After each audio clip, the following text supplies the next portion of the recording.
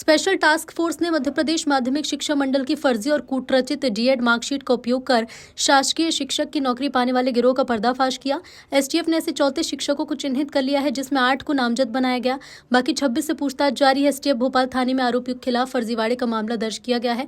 इसके अलावा फर्जी मार्कशीट तैयार कर मार्कशीट को बेचने वाले गिरोह के दर्जन भर सदस्य एसटीएफ के रडार पर हैं।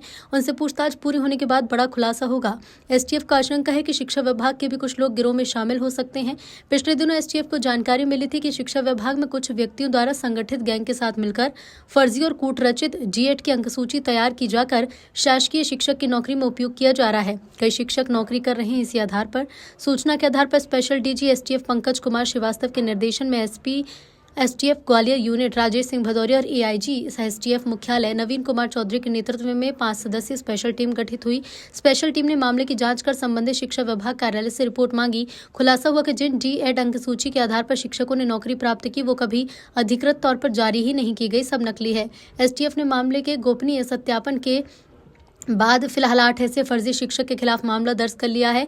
इन शिक्षकों में गंधर्व सिंह रावत, साहब सिंह कुशवाहा, ब्रजेश रोरिया, महेंद्र सिंह रावत, लोकेंद्र सिंह रूबी कुशवाहा, रविंद्र सिंह राणा और अर्जुन सिंह चौहान शामिल हैं। एसटीएफ के पास एक महीने पहले एक इन्फॉर्मेशन आई थी, जिसका कॉन्फिडेंशियल वेरिफिकेशन पूर्ण रूप से गोपनीय तरीके से एक सत्यापन किया और इसमें थे 34 शिक्षकों के बारे में जानकारी आई कि इनके द्वारा फर्जी डीएड की जो फर्जी अंकसूची का उपयोग करके शासकीय नौकरी प्राप्त की गई है।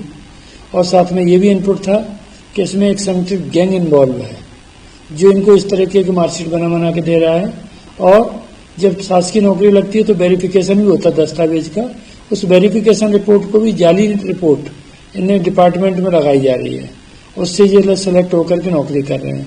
इस तरीके का एक संगठित अपराध की सूचना पर एसटीएफ ने 34 जो शिक्षक हैं उनके विरुद्ध पूरा डेटा इकट्ठा किया।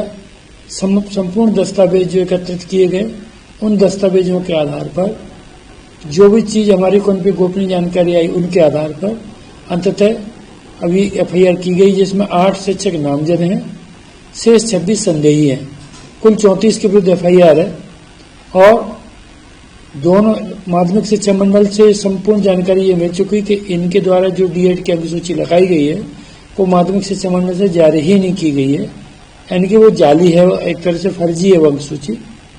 और दूसरी तरफ से गोपनीय वेरिफिकेशन में ये भी तथ्य आया कि इनके द्वारा जब वेरिफिकेशन कराया गया नौकरी के समय, उसकी भी जाली रिपोर्ट सबमिट कराई है। तो विभागीय अधिकारी, कर्मचारी जो भी इन्वॉल्व हैं, उनकी भी इसमें संलिप्तता लग रही आशंका है। जैसे साक्ष्य आएंगे वैसी कार्रवाई की जाएगी। अभी तक 34 लोगों के विरुद्ध एफआईआर की गई, जिसमें 8 नामजद आरोपी हैं और 26 संदेही।